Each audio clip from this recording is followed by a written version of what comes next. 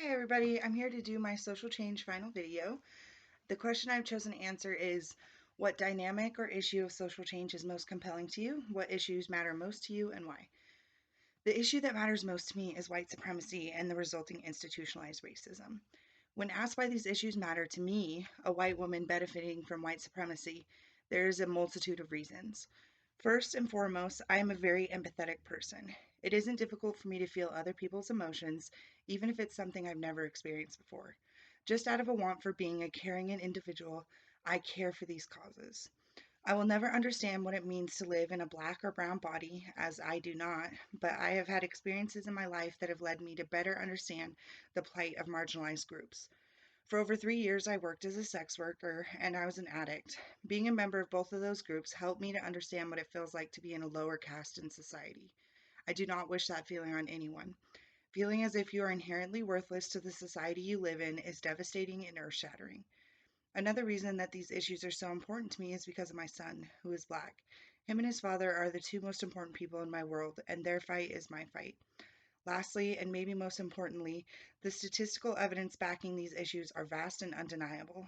We can see the effects of institutionalized racism in nearly every facet of life, but one that is particularly alarming with our current pandemic is the state of institutionalized racism in healthcare.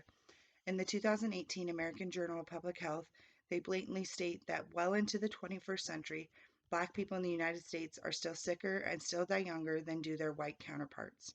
In another journal, Seminars in Dialysis, we can see this sentiment echoed. Many studies have shown that Black Americans are less likely than whites to receive a wide range of medical services, including potentially life saving surgical procedures. This applies to all fields of medicine, even in maternal infant care. In the 2014 American Journal of Public Health, they assert the following. Let's put it plainly, African American babies die before their first birthday at twice the rate of white babies. If racial disparity is this clear in healthcare, it's not hard to guess that racial disparities exist all throughout our society. With such clear statistical backing, a quote from Bell Hooks in All About Love comes to mind. I will not have my life narrowed down. I will not bow down to somebody else's whim or to someone else's ignorance.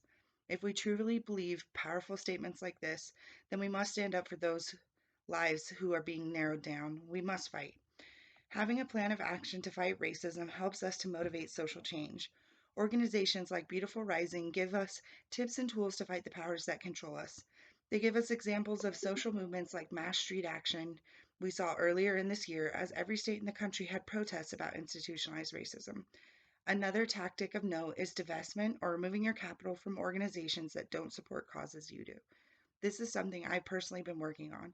Specifically, I've been trying not to spend my money on companies that support prison labor, which I believe is slave labor. One important aspect of this work is keeping the faith. It's easy to get down about the mountains we need to climb, but a positive and unfaltering faith is necessary. Howard Zinn, in The Optimism of Uncertainty, notes that there is a tendency to think that what we see in the present moment will continue.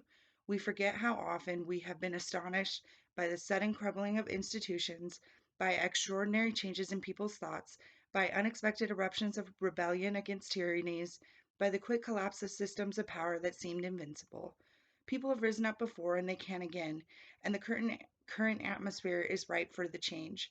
In an interview with WBUR, Angela Davis reminds us, what is so exciting about the current moment is that people who have adopted a more progressive view of history and people who recognize that we now have to begin the process of rooting out racism in our country are increasingly represented in the consensus. We're further than we've ever been, and keeping that momentum is key to accomplishing goals. I'd like to end with a quote from The Hate You Give. Sometimes you can do everything right and things will still go wrong. The key is to never stop doing right. Thank you.